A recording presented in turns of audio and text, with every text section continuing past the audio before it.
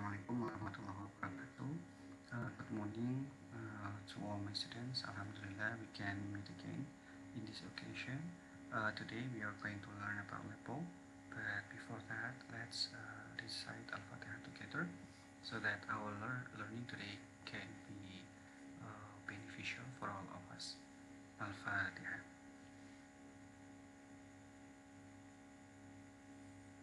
Okay, thank you. As I said before, today we are going to learn about LEPO, and here you will learn about what is the function of LEPO, some examples of LEPO, and also the generic structure and also social function of LEPO. Okay, let's take a look at the following examples of labels in a product. Okay, look at the following products. We have three products here. As you can see, here we have snack, vitamin, and also medicine. In a product, sometimes we find brand, okay, brand, or in bahasa merek. And also we can see like there are also ingredients in a product. There are also function or the benefit of the product. Okay. Before we move to the examples of labels, let's please take a look at some questions here. Okay. Number one, what do you see in the pictures? We see three products, three examples of products. What are written on those package? From those packages or those products, we see first brand or merek. We also see some informations from the product like the size, the ingredients, what is the function, what is the information of the product. We see some kind of information there. Okay, so the third question is, why does a manufacturer write the specs? Okay, why does a producer of the product or the maker of the product write the information?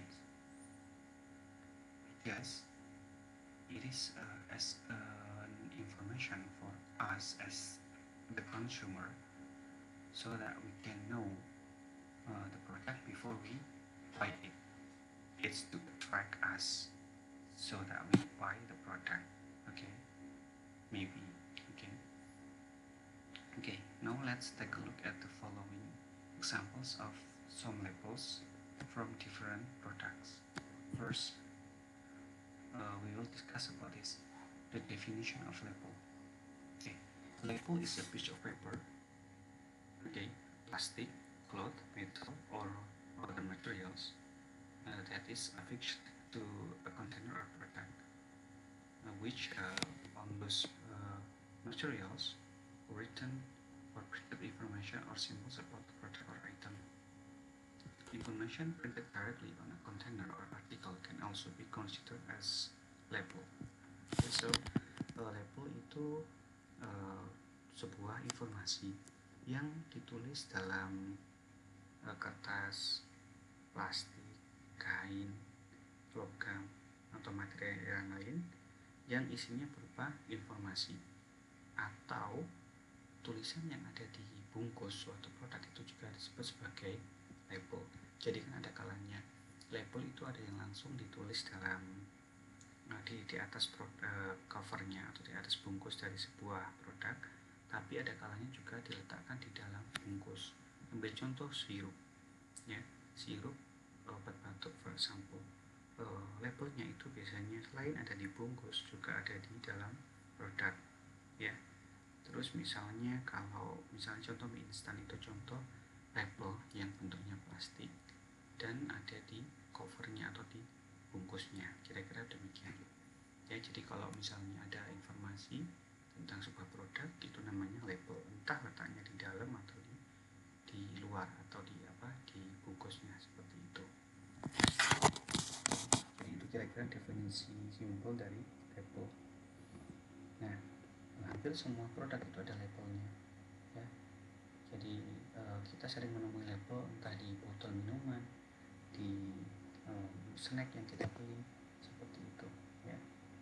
Nah, sekarang kita menuju ke next slide untuk melihat contoh dari label-label in different kind of products.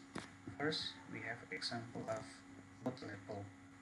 Okay, food label biasanya itu ada nutrisi, and then we have ingredients, and then we have how to make it, how to cook it, ya, how to save it, or so on, ya. Nah, sekarang kita lihat di label sisi kanan dari slide-nya. Kira-kira ini contoh generic structures dari sebuah label. First, we have brand of product atau merek. Okay, then we have name of product, I mean the kind of product. Misalnya contoh, we have for example Vitacimin. This is the name of the brand, mereknya. Terus produknya apa? Vitamin C, seperti itu. Then next we have content or amount. Jadi kita akan dapat informasi tentang berat bersihnya berapa, atau isinya ada berapa butir dan sebagainya. And then we have description of product. Biasanya deskripsi itu berhubungan dengan spesialisasi dari sebuah produk. Biasanya made of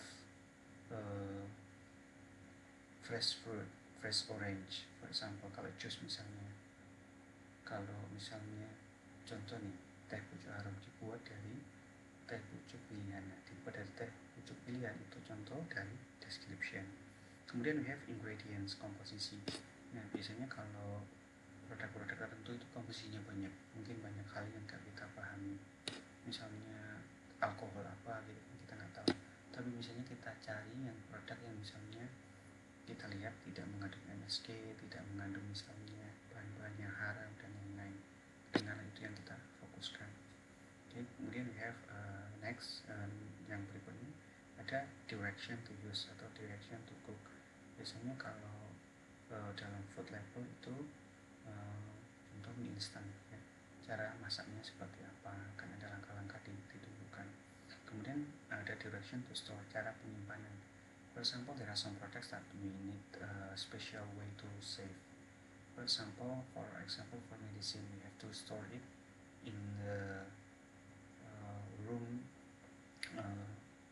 temperature, for example, less than 30 degrees Celsius. Jadi untuk beberapa produk itu butuh penyimpanan khusus, kayak obat atau vitamin, harus di bawah suhu kamar, di bawah 30 derajat Celsius, seperti itu. Next, we have expiration date. Biasanya produk kan ada informasi tentang kadaluarsa. Karena ini juga jadi concern kita ketika misal kita ada produk yang dijual diskon besar-besaran, kita patut curiga. Maksudnya kita mengetahui apakah produk ini masa kadaluarsanya masih jauh apa enggak. So it is important information for us to know tentang expiration date atau tanggal kadaluarsanya. Okay, that's example of food label. Let's take a look at the next example. Nah, drinking label ini label minuman. Secara umum sama. Yang paling perlu kita perhatikan adalah biasanya tentang konten atau amount. Kalau tadi makanan itu hanya untuk satuannya pakai gram, kilogram, and so on. But for drinking, we have liter, milliliter, seperti itu. Ini berhubungan nanti ketika kita misalnya harus menjawab soal. Jadi kita harus perhatikan satuan. Ketika misalnya ini drinking, maka kita fokus pada satuan, volume liter, mililiter, dan seterusnya. Ya, secara yang lain mungkin sama. Dan nanti tinggal kita perhatikan detail. Ya, we need to pay attention to detail of the products. Jadi kita harus tahu, bahannya apa, nutrisinya apa, apakah vitamin C-nya ada berapa miligram, dan seterusnya. Ya, we need to know that. Okay, that's a drinking label. Nah, sekarang we move to the next examples. We have medicine or drug label. Nah, ini yang penting. Kita punya generic structure yang sama. Cuman yang perlu kita pahami biasanya adalah kontennya. Apakah sebuah obat itu memiliki sudah pas gitu. Kalau kita salah obat itu bahaya dong ya. Makanya mengetahui label ketika kita membeli obat itu penting. Okay. Not only about the expiration date also, but also the content, the ingredients of the product medicine. Jadi kita nggak salah beli obat. Kita mau beli obat batuk, jangan salah beli obat misalnya untuk demam. That's kind of different function. Okay. Jadi untuk ini sih fungsinya sama, tetap ada brand name, description, content, kegunaan, usage, direction, and so on. Nah, untuk obat nanti akan sedikit berbeda dengan drinking or food. Kalau di medicine label or drug label we have usage atau use, fungsinya apa, jadi kita perlu tahu. Jadi for example syrup for fever, for cough, or for maybe headache, for example for flu or so, kita harus tahu itu. Makanya obat, karena obat kan punya fungsi berbeda di tiap jenisnya, maka diberi kegunaannya apa, seperti itu ya. Itu penting, karena kan kalau obat nggak tahu kegunaannya kan juga percuma, seperti itu. Jadi kalau tadi secara isi genetic structure dari label untuk food dan drinking itu sama, untuk medicine we have one different element which is usage atau use ya. Jadi ada satu elemen yang berbeda, jadi itu perlu kita ketahui.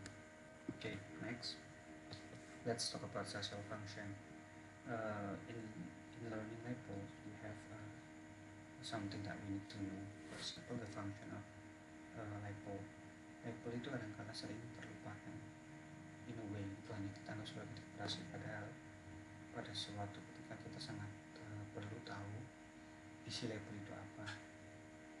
Ya. Pertama, label itu kan memberikan informasi detail tentang produk. Sorry. Jadi di situ nanti kita tahu apakah produk yang mau kita beli itu benar-benar sesuai dengan kebutuhan kita.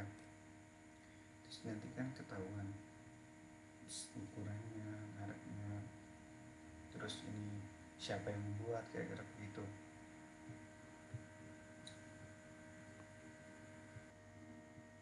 Oke, jadi penting untuk tahu.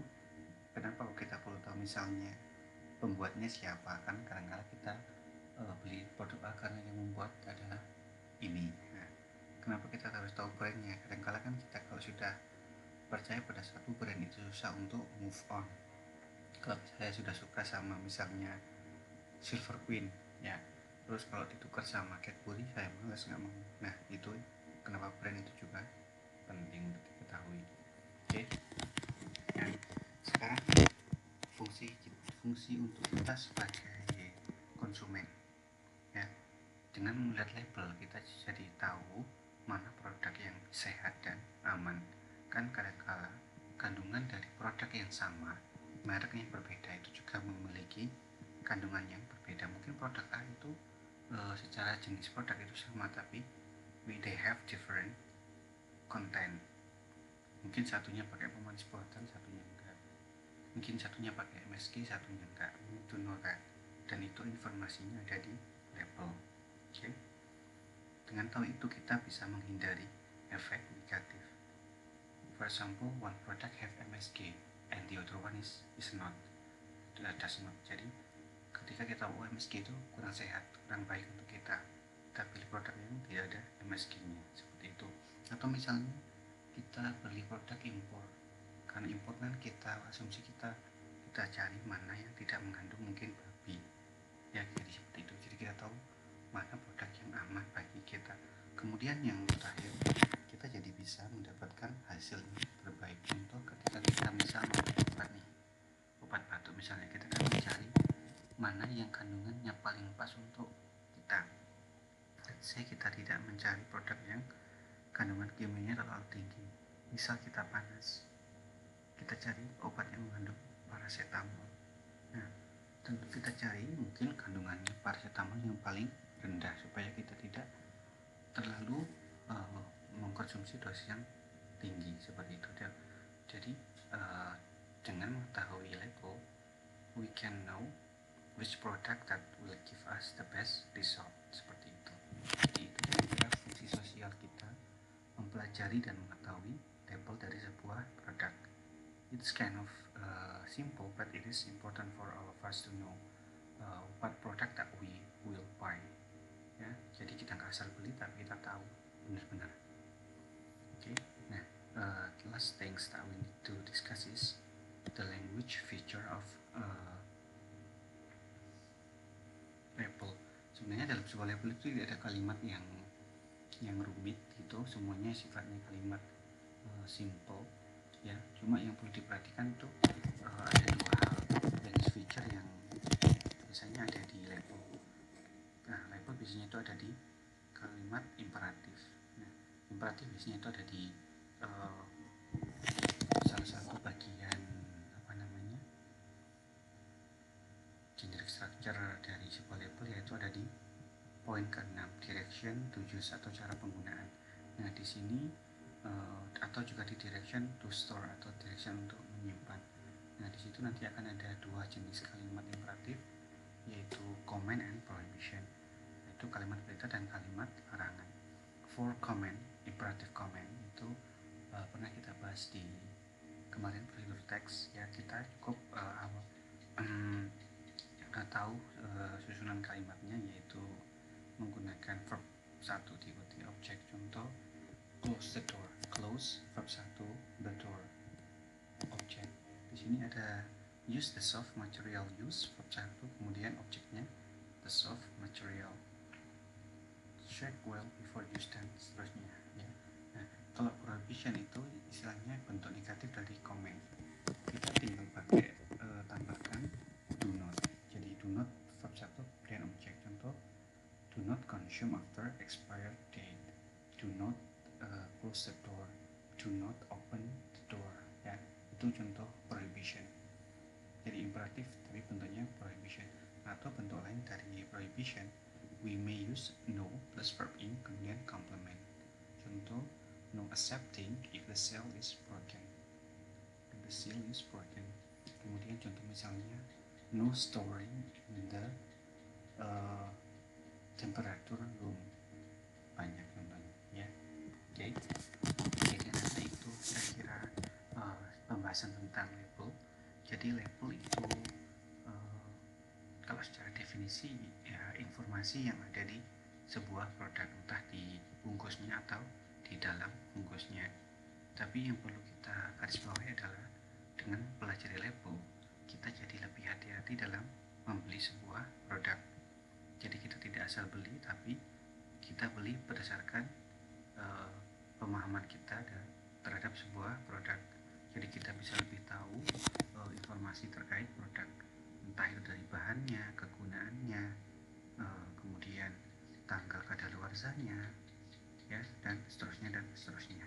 Oke, kira-kira itu anak-anak. Terima kasih untuk perhatiannya.